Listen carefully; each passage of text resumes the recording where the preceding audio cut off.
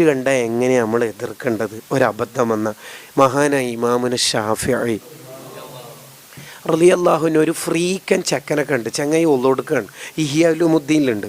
അപ്പോൾ ഇമാം ഷാഫി തങ്ങൾ ഒന്ന് കുത്തിയിരുന്നു.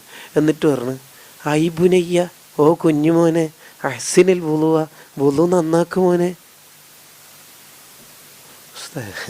യുഹ്സിനുക്കല്ല, അല്ല എന്ന മോനെ നന്നാക്കൂലേ? മോനെന്ത് ഇങ്ങനെ അടിപൊളിയായിട്ട് ഉള്ളോടുക്ക്. ഈ ഉപദേശം കേട്ടപ്പോൾ അയാൾ മനസ്സിങ്ങനെ നിറഞ്ഞുപോയി സന്തോഷം കൊണ്ട്. പിന്നെന്താ ചെയ്തതെന്നറിയാം? ഇയാൾ അടിപൊളിയായിട്ട് ഒന്നുകൊടുത്തിട്ട് പള്ളിയിലേക്ക് പോയി. നിസ്കാരമെല്ലാം കഴിഞ്ഞിട്ട് ഇമാം ഷാഫി റളിയല്ലാഹുവിൻ്റെ അടുത്ത് പോയിട്ട് പറഞ്ഞ്, ഔസിനി ആ ഷെയ്ഖ്, ഉസ്താദ് എനിക്ക് ഒന്ന് കുറച്ച് ഉപദേശം തരാമോ? എന്തുകൊണ്ട്? നേരത്തെ ഉപദേശം ക്ലിക്കായി. എന്താ വിളിച്ചത്? ചെക്കനെ വിളിച്ചത് എന്താ? ഐ ബുനയ്യാൻ, ഓ കുഞ്ഞു മോനേന്ന്. അയാൾക്ക് 8 ഉപദേശം കൊടുത്തിട്ട് അയാൾ നന്നായി എന്നാ ചരിത്രം.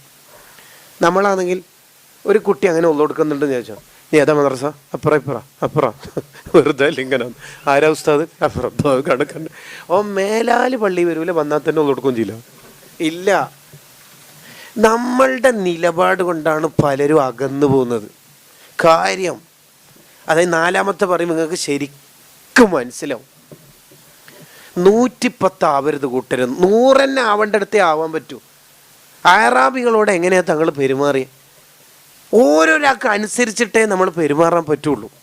അതാണ് 4-മത്തത്. എന്ത്? വ്യക്തികൾക്കനുസരിച്ച് നമ്മുടെ ഇടപാടുകൾ ക്രമീകരിക്കണം. അത് ഏറ്റവും പ്രധാനമാണ്.